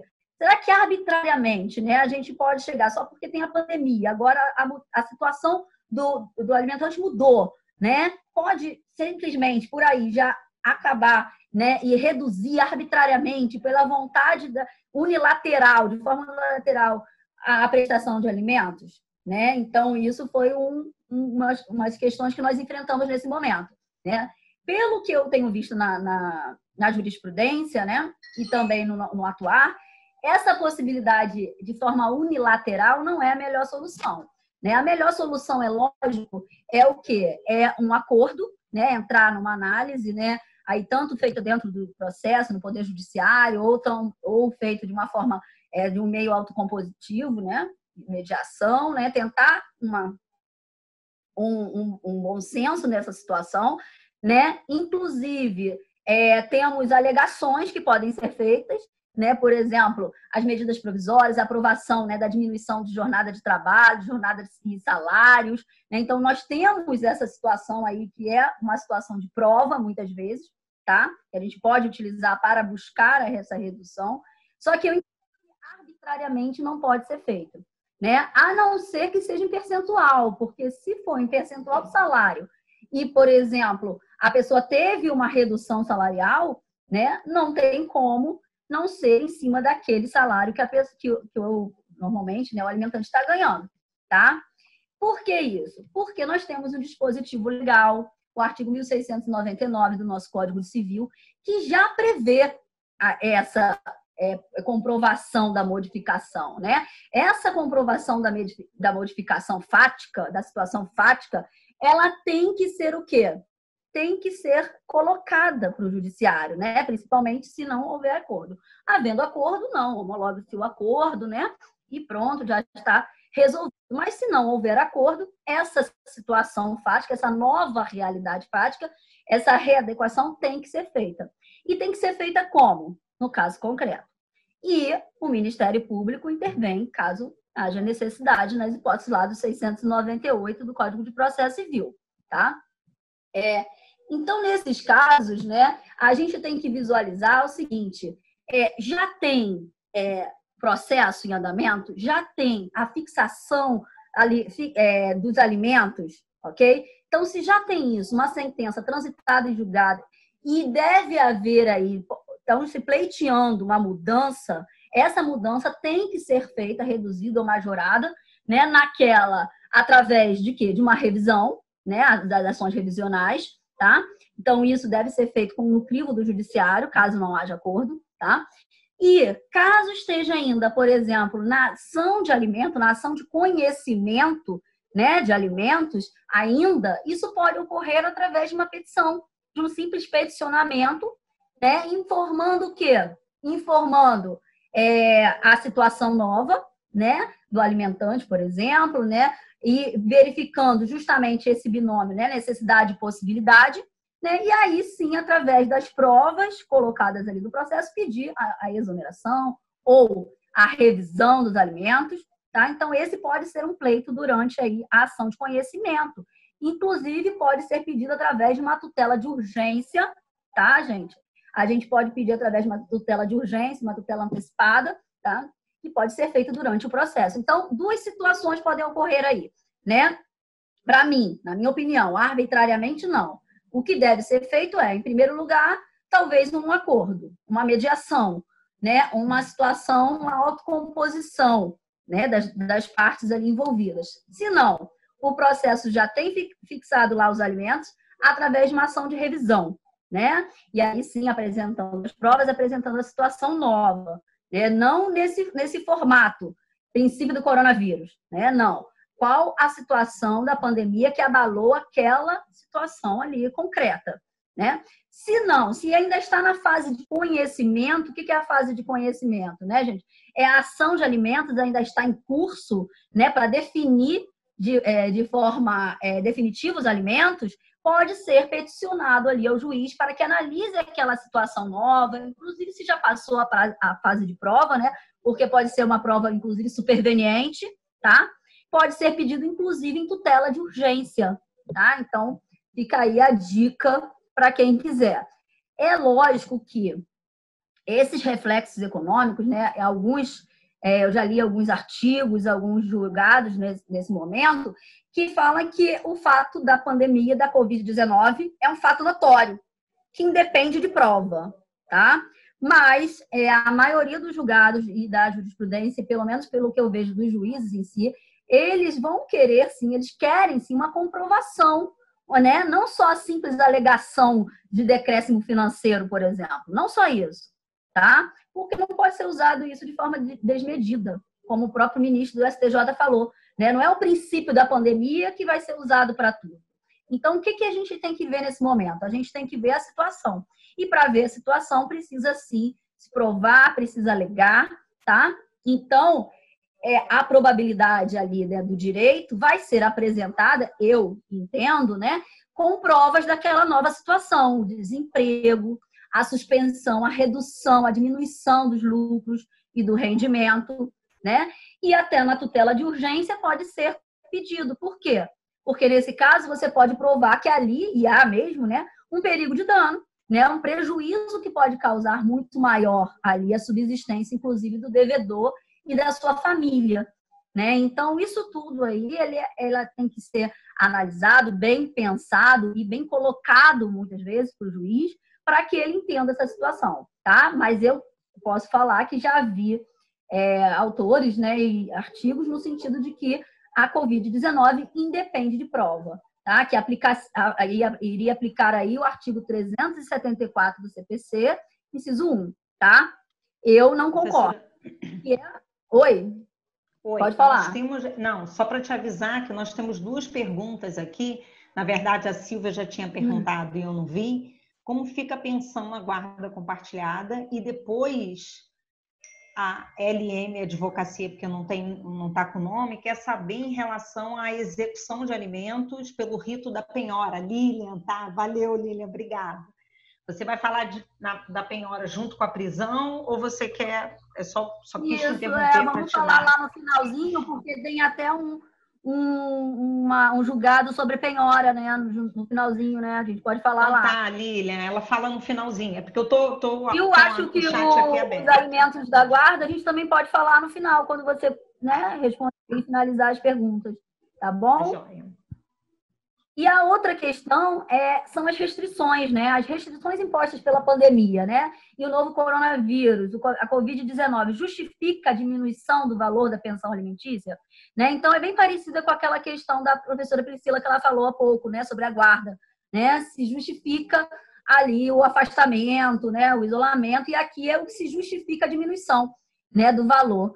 O que a gente deve levar em consideração? Foi o que eu acabei de falar aqui, né? A gente está vivenciando, é lógico, né, uma situação de redução drástica nas possibilidades de muitos devedores, né, as dificuldades aí enfrentadas, né, pelo alimentante de cumprir as suas obrigações, né? E de outro lado, nós temos o quê? Mais gastos, muitas vezes, né? Por quê? Porque a criança está em casa. Antes ela ficava o quê? Muitas vezes em tempo integral na escola, né? Então, você tinha lá já o custo da escola envolvendo ali toda a questão da alimentação da criança, e agora não, né? A alimentação está sendo feita por aquele que está, muitas vezes, com a criança, às vezes se está em isolamento, se não está, né? Então, isso vai ter que ser analisado casuisticamente, né? Por quê? Por exemplo, descontos em escolas, as escolas já estão dando desconto, então aquele valor que se pagava ali na pensão, que era o valor para pagar a escola, se está sendo reduzido o valor da escola, aquele valor seria para o quê?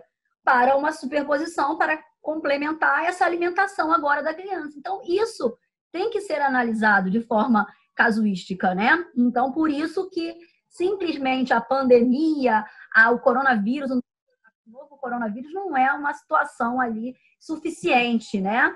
Sozinha para dar margem aí para a revisão, né? Isso tem sido avaliado aqui muitas vezes nos julgados que eu tenho lido, tá? A respeito. A questão que a gente não pode esquecer é a questão basilar, né? Aquela questão do melhor interesse da criança, esculpido na Constituição Federal, né? Então, a gente tem que dar atenção a esse instituto, né, constitucional, né? A gente também tem que ver, não pode fechar os olhos para uma situação excepcional que nós estamos vivendo, né? Da situação de redução da capacidade financeira de muitos alimentantes aí, né? Então, a gente tem essa situação, mas isso tem que ser ponderado, né? Como a gente falou ali agora na guarda, que nos alimentos também tem que ser ponderado, né? Eu até coloquei um julgado aqui para vocês, ó, que foi um dos primeiros julgados, né, que eu analisei nessa época agora, da Justiça de Minas, né, que deferiu um pedido de tutela provisória para redução do valor da pensão alimentícia, né, mantendo os alimentos in natura. Nesse caso aqui, o que foi analisado? Foi analisado com base na tutela de urgência, olha lá, artigo 300 do CPC, né? Então, foi analisado com base num pleito de tutela de urgência, né? E justamente analisou essa questão de valorar, de reduzir a pensão, né? E o juiz até colocou, nesse momento difícil vivido por nosso país, o que se espera é o sacrifício de todos, e não de apenas alguns. Em sendo assim, espera-se, e isso até nova deliberação desse juízo, que a requerida se sacrifique igualmente, se contentando com um pouco menos daquilo que até então vinha recebendo a título de pensão, né? Então, ele ponderou justamente essa ideia, mas é lógico, gente, dentro de uma análise probatória, dentro de uma análise do que foi apresentado, isso eu falo muito para meus alunos, né? A gente não pode entender que o juiz vai saber aquilo que a gente sabe do nosso cliente, daquilo que ele conta da vida dele, né? Daquilo que ele passa, né? Então, como que a gente faz isso? Através da produção de provas, através, né, de juntar, de anexar documentos essenciais para aquela situação. Então, naquele caso concreto, foi visto dessa maneira, né? E a tendência dos magistrados, né? Ainda existe, né, uma ideia, né, de que, como a gente verifica aqui, né, que eles vão ter a investigação, olhar a situação de forma pontual, né? Então vão analisar, lógico, né, dentro do que conhecem, do seu saber. Então isso influencia muito também, né, a questão da experiência nesse momento, né, da experiência de cada um, tá? E a gente, como advogado, né, deve sempre ver o diferente e buscar soluções para isso, né? Então, eu gostei até dessa última parte que fala desse julgado, que fala: todos nós, atuantes na área, conhecemos, respeitamos e operamos o direito das famílias, orientados ao superior interesse do menor, quando é o caso.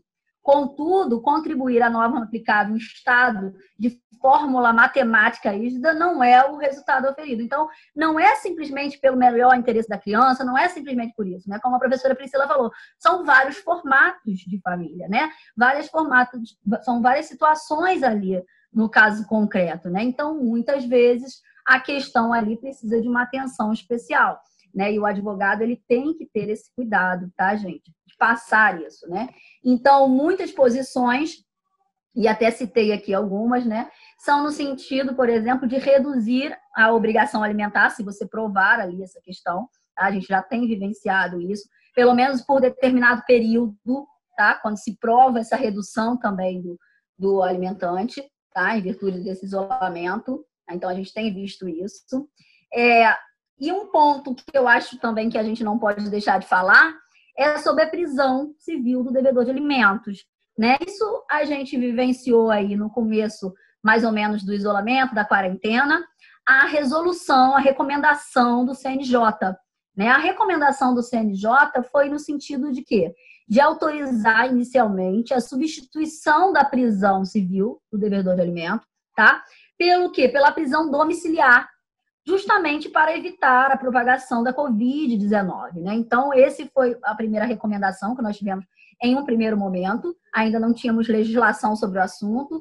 A jurisprudência os julgados, né, que foram aí se fomentando a partir desse momento, foram nesse sentido, né, interpretando de forma sistemática os dispositivos do Código de Processo Civil, porque nós não temos nenhuma exceção ao caso da medida coercitiva de prisão civil, né, ela é sim possível, tá?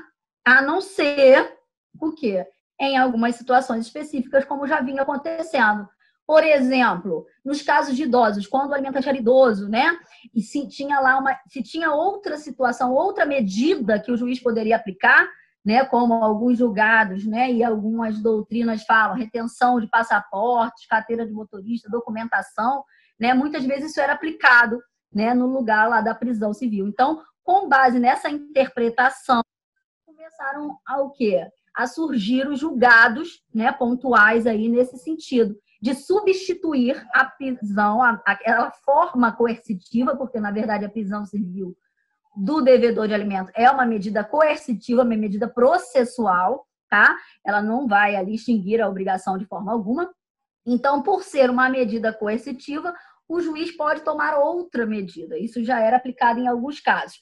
Com base nesses casos, foi aí incrementado esse olhar, né, de forma para a dignidade da pessoa humana, né, daquela pessoa, daquele devedor, e aí substituída a prisão do devedor de alimentos, né, pela prisão domiciliar. Muitos julgados também não substituem, simplesmente suspendem, né? E aí nós tivemos a edição da lei 14.010 de 2020, né, que ela analisou justamente o que até 30 de outubro, né? Então foi agora em junho, né? O artigo 15, que regulamentou de uma situação temporária, de forma temporária, regulamentou que até 30 de outubro de 2020, a prisão civil por dívida alimentícia, né? Ela está o quê? Ela vai estar sendo concretizada através da modalidade de prisão domiciliar, né? E muitos acham até que uma suspensão, né, desse tipo de prisão. Então, os juízes aplicam essas determinações de acordo com a lei e de acordo com a recomendação do CNJ, justamente suspendendo. É lógico que, por outro lado, a gente também pode pensar, né, no maior inadimplemento, né, dessas prestações nesse período, né? Então, eu acho que buscar soluções para isso, como a Priscila falou, o pai está lá falando que sofreu um decréscimo do seu salário, mas está lá andando de jet ski, postando em redes sociais, né, externando riqueza de alguma forma, não é verdade? A gente acaba visualizando uma situação diferente. Então, isso tem que estar num sentido, né, de uma verdade ali dentro daquele processo, né? Lógico que a gente tem que apresentar aquilo para o juiz de uma forma como verdade, né? Então, isso é importante olhar também. Então, a questão da prisão, eu acho que já está uma questão majoritária, está uma questão resolvida, pelo menos com relação à edição da lei, né? Já deu uma segurança jurídica nesse aspecto, porque a gente tinha juízes julgando de uma forma, juízes julgando de outra. Então, agora nós já temos uma maior segurança jurídica com a aplicação da lei, né? Pela suspensão. E aí a gente está começando a discutir vários aspectos processuais disso, né? Mais para frente a gente pode ver, porque será que automaticamente, depois de 30 de outubro, aquelas medidas já vão se restabelecer, né? Ou a gente vai ter que fazer um pedido novo? Então, essas questões agora vão ser tratadas aí pelo judiciário daqui a um tempo, né? E a gente vai enfrentar essa mudança. E um outro tema, que aí a gente pode até responder a questão da penhora, né? Eu botei aqui uma questão pontual, né? Que me perguntaram sobre a penhora de auxílio emergencial, né, para o pagamento de alimentos, né, se é possível a penhora, né, e temos um julgado, né, até de Santa Catarina, que determinou a penhora de 30% de cada parcela do auxílio emergencial de um homem, né, recebido em razão da pandemia do coronavírus para o pagamento da pensão alimentícia, né, então nós já temos julgados nesse sentido, né, eu entendo que, assim como a situação da pessoa mudou, né? O que vai acontecer? A situação do alimentante e do alimentado está mudando, né? Então, aquele dinheiro ali, que é um auxílio emergencial para a pessoa, né, não pode também deixar de servir para o pagamento da prestação alimentícia, tá? Só que, de outro lado, eu também observo o seguinte, muitas vezes o pai está recebendo aquele auxílio porque é um autônomo ou outro auxílio de prefeitura, e a mãe que nunca recebeu nada, que não tinha rendimento, né, vamos supor assim, né, agora recebendo o auxílio emergencial. Então, esse outro lado também tem que ser pensado, né, também tem que ser observado, né. Então, é a questão que a gente tem que trabalhar sempre, Didômio, necessidade e possibilidade, né, e isso através de quê? De provas no processo. Tá? Então, essa questão aí da penhora é uma questão. A outra foi o quê, Priscila? A pergunta. A pergunta da... A outra foi sobre como fica a pensão na guarda compartilhada. Você quer responder? Eu respondo, você decide. Não, então vamos responder assim. Vamos responder a da penhora primeiro? Qual foi a pergunta da penhora?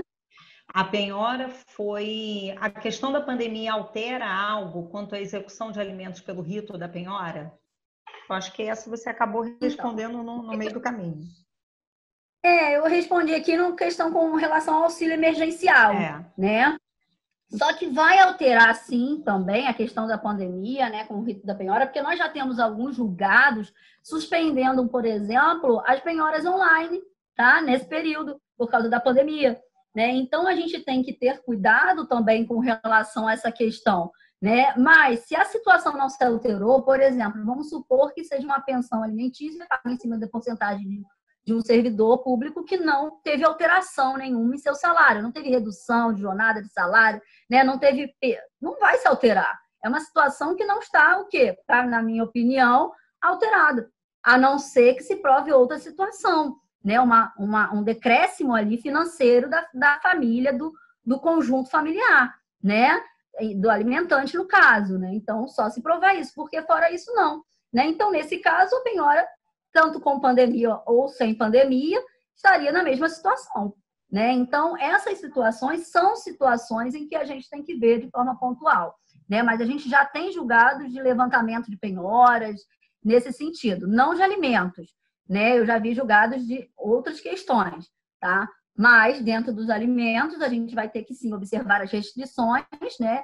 E as limitações, né? Porque é mais ampla a questão de penhora aqui com relação a salários, né? A relação a essas questões, a gente tem que observar de forma pontual, tá? Com relação a alimentos na guarda compartilhada, eu tenho uma posição, né, que conforme alguns autores, né, que eu entendo que não há uma prestação de alimentos em si, né? Eu acho que, no meu caso, eu vejo como distribuição, né, de custos, né? Então, eu tento fazer isso nos meus acordos, a distribuição de custos, a distribuição de gastos com a criança, já que a guarda é compartilhada, tá?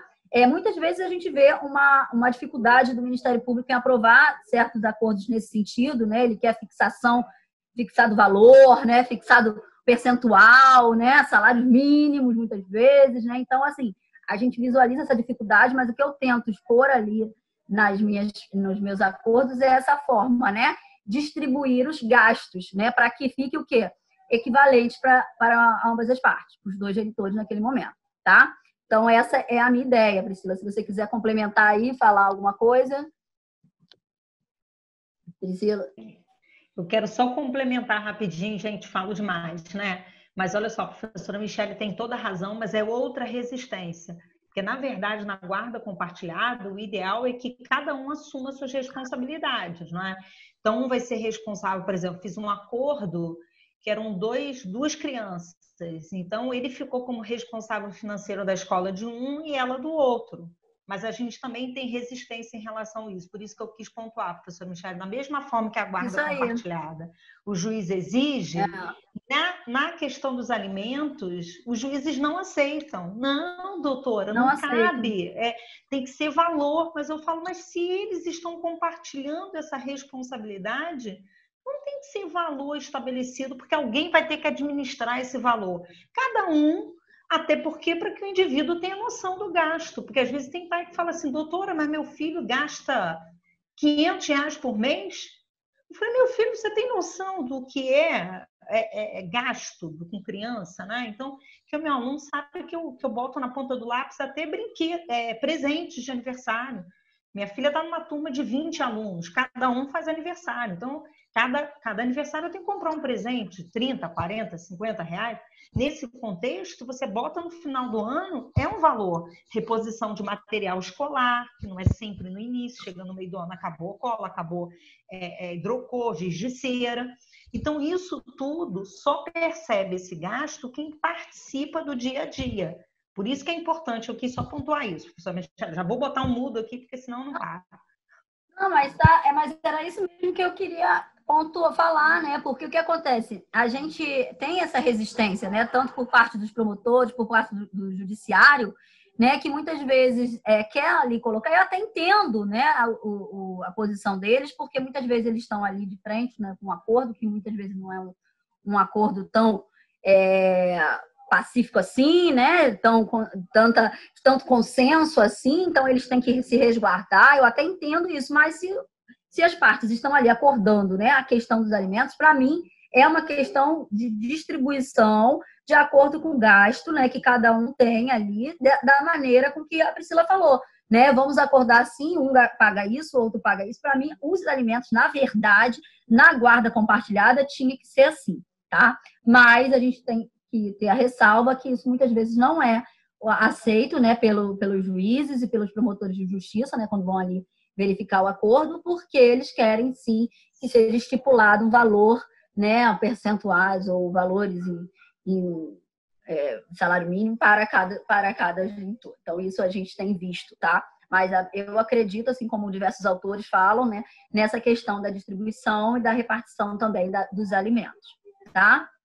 Gente, se tiver mais alguma pergunta, a gente pode responder, tá? Mas eu queria falar para vocês que a gente queria falar sobre isso aqui com vocês hoje, colocar pontos aqui que estão aí sendo discutidos no nosso dia a dia, né, nos nossos escritórios, essas demandas que estão sendo levadas aí para o nosso dia a dia, tá? Coloquei aqui no final para vocês uma bibliografia, tá? Uma leitura complementar de alguns autores aqui que a gente gosta muito, né? E as referências, os julgados que nós falamos aqui, né? As questões relacionadas à jurisprudência que nós citamos, que por muitos processos, eles, como vocês sabem, família, segredo de justiça, a gente acaba sabendo por noticiários, sendo do TJ, sendo do STJ, né? E, alguns sites jurídicos, né? Então, estão aqui as referências, né?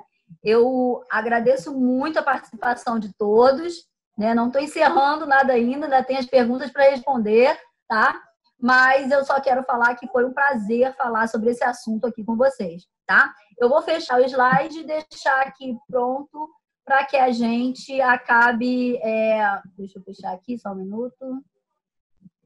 Eu acho que eu acabei fechando. Só um minutinho.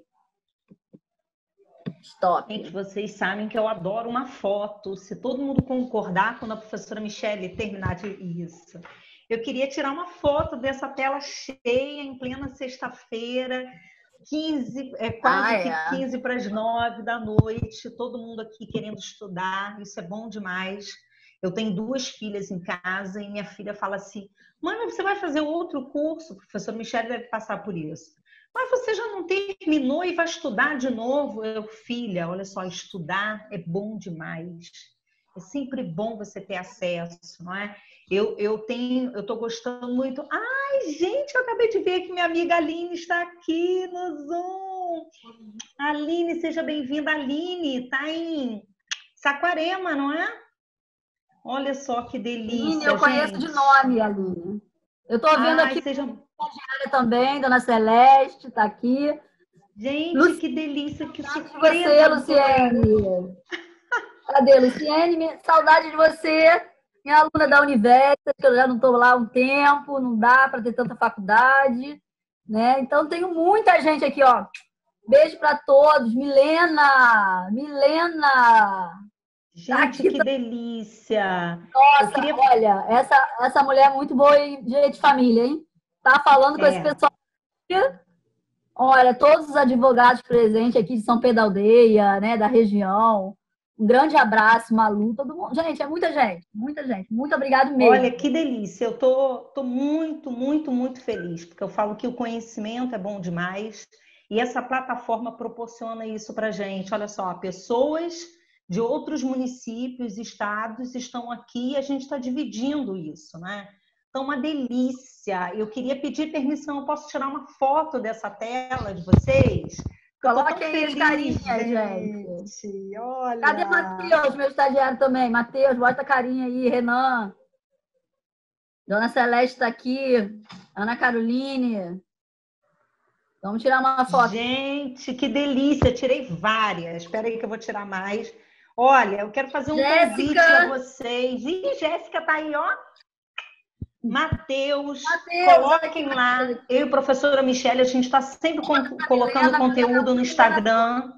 O Instagram da professora Michele é Michele, Marco e Biel. É o mais difícil, mas você vai achar. O meu é Priscila Lima Rosa. Então, se puderem seguir, a gente está sempre postando e sempre colocando essas notícias, não é? Olha, teremos uma palestra assim. Então, às vezes o aluno quer ficar antenado, quer assistir uma live, quer participar de palestra, coloca lá para seguir, porque a gente está sempre colocando notícias, não só de palestras nossas, mas também de outros colegas, principalmente quando é uma palestra gratuita. A gente divulga o máximo, porque conhecimento é tudo de bom. Eu estou muito feliz com essa tela cheia aqui de alunos, colegas, não é? Queria agradecer muito à OAB pela abertura dessa oportunidade, CBPju, e eu vou mandar as fotos, vou botar as fotos lá no Instagram para vocês. Vitória também, estou aqui falando um pouquinho do pessoal do chat aqui agora que eu estou vendo. Gente, olha, muito bom estar aqui com vocês. Tá? E agora a gente fica para as questões finais, gente. Vamos botar alguma coisa, quem quiser falar ou quem quiser pontuar algum tema ou tirar mais alguma dúvida, até de um caso, né, que esteja aí passando no seu escritório, na sua vida. Tem alguém que queira colocar alguma coisa? Ou foi satisfatório? Conseguiram? Gostaram? Essa dinâmica?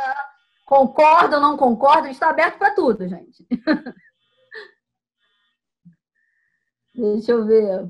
Quem gosta de falar aqui? Luciene, gosta de falar. Milena, sempre tem uma colocação boa, um exemplo. Milenas, as Milenas. As Milenas. Ô, dupla do bem, hein? Não, e esses advogados novos que estão quietinhos, devem ser advogados de São Pedro da Aldeia, né? Neemias, estão quietinhos aí, podem ficar já, todo mundo já se conhece aqui, sabe? A gente acaba se conhecendo e tirando dúvida, tá? Fiquem tranquilos aí. Mas eu achei Posso falar? Pode falar. Tá me ouvindo? Eu achei falando por esse momento que a gente está passando, né, com essa pandemia, que ninguém poderia imaginar, né, que estivéssemos passando por isso. E eu acho que realmente, como vocês, né, colocaram, muitas pessoas se aproveitam nesse momento, né, dessa situação que, infelizmente, é traumático, está sendo traumático para todos nós, né? É isso. É verdade. Bom que você Mas ainda bem que existem leis. Bom. A gente usar essas leis, né, para a gente não ser prejudicado nesse sentido. E o que a gente tem que entender também, Luciane, que além das leis, o que aconteceu nesse processo? A jurisprudência, né, ela faz esse papel, né? Como as leis elas não são feitas normalmente numa velocidade tão grande quanto os fatos sociais, a jurisprudência, né, a partir desse momento, ela começa a fazer o quê? Ela começa a interpretar ali, né, as leis que nós não temos uma lei específica, assim, agora sim, mas até então nós temos uma lei geral para um momento de normalidade sendo aplicada. Através de medidas provisórias. E através de medidas protetivas, medidas provisórias, né? Tá? Estou vendo mais um aqui, deve ser o Jorge, né? E mais gente aqui. Mais alguma questão, gente? Mais algum... obrigada, Angélica. Obrigada, gente. Malu. Muito obrigada. Que bom. Esse feedback é extremamente importante. Se vocês depois tiverem alguma sugestão, olha, eu gostaria de uma palestra que abordasse tal ponto, podem sugerir, tá? O CBPju faz essa parceria com a ESA, com a OAB, em vários, por isso que o professor Michele, a gente vai conhecendo todas, porque a gente vai rodando na medida da demanda de vocês, não é? Na hora que vocês colocam lá as sugestões, são sempre bem-vindas, porque a gente acaba estudando, né, pegando aquele tema e abordando. Neemias quer dar uma palavra? Quer falar alguma coisa? Nosso presidente. Sim, professora Priscila e professora Michele, em nome da OAB e da CBPJU, queremos agradecer esse desprendimento valoroso em benefício, em favor da OAB São Pedro, com esse aprendizado maravilhoso e nos enriqueceu muito e que traz um grande proveito prático para essa época tão difícil. Fica aqui a nossa gratidão e nosso sentimento que a gente não consegue esconder de que a gente tenha uma próxima oportunidade com outros assuntos, outros temas. Quem sabe o direito pessoal da Michele, né? Seria também. Muito obrigado aí. Muito obrigado mesmo. Que ótimo, gente. A gente fica emocionada, né? Porque é muito legal estar aqui em outro lugar, conhecendo gente nova. Tem pessoal de Macaé aí que eu tô morrendo de saudade também, né? Angélica, todo mundo aí. Então, assim, Genilza, né? Também tem muita gente aqui que faz parte também da nossa trajetória, né? Da OAB de Niterói, OAB de Macaé. Então, isso é muito legal. Essa troca de experiência que eu falo sempre nas nossas aulas, né? É muito interessante, né? Porque a gente acaba tendo um exemplo aqui que a gente leva para outro lugar, né? A gente tem uma dúvida aqui que a gente tira, né? E acaba complementando um assunto nosso. A gente traz esse material, normalmente a gente faz, né, Priscila? A gente faz junto, vários materiais assim, viram e-books, viram material grátis mesmo, que a gente coloca para quem tiver interesse, complementando. Então, isso é muito legal, tá? A gente gosta mesmo dessa troca, né? Então, foi um prazer estar aqui com vocês essa noite. Obrigado. Só um minutinho para terminar. Desculpa interromper mais uma vez. Pode falar. Da última vez com o professor Eduardo, eu não fui muito feliz aí com share o screen para enviar o certificado de participação pela palestra, pela ministração, mas eu vou enviar hoje à noite mesmo para a Efigênia o certificado, tanto da professora Michele quanto da professora Priscila. Muito obrigado.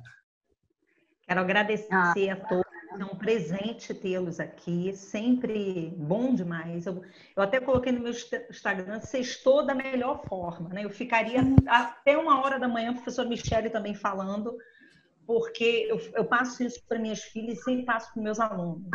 Trabalhar no que você gosta é não trabalhar, é prazeroso. Então, assim, minha filha hoje brincou, porque eu estou com um livro aqui do lado, que eu gosto muito, o Hoffmann Madalena, ela, mãe, mas esse livro...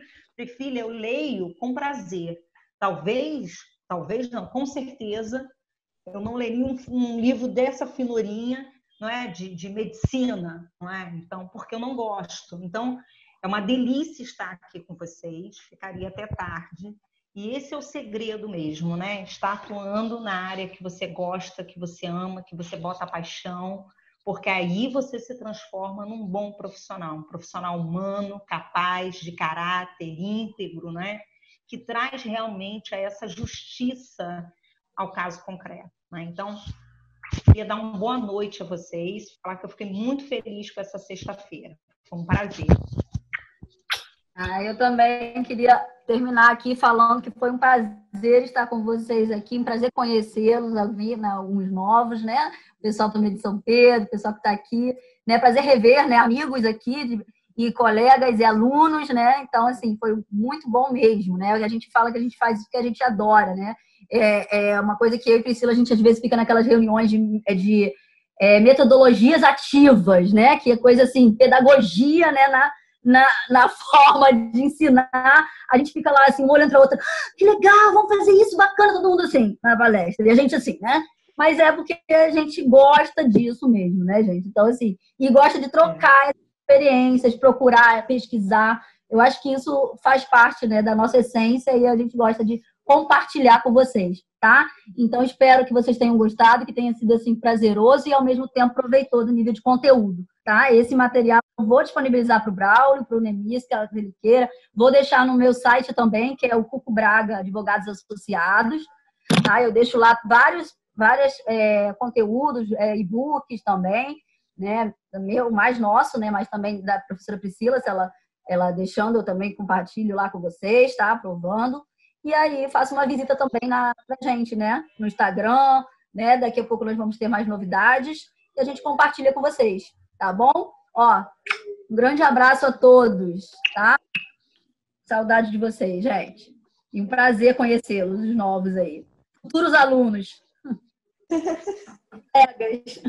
Tchau, Mira. Tchau, tchau, Nemis. Tchau, tchau, Jorge. Tchau, tchau. Tchau, gente. Tchau, boa noite. Tchau, Obrigado, boa tchau. noite, pessoal. Muito obrigado. Parabéns, Bom final de obrigada. semana. Obrigada a Muito vocês. Obrigado. Parabéns pela aula, pela palestra. Muito obrigado.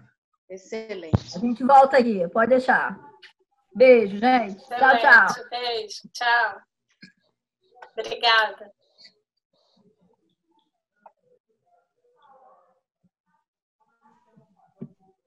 Aqui.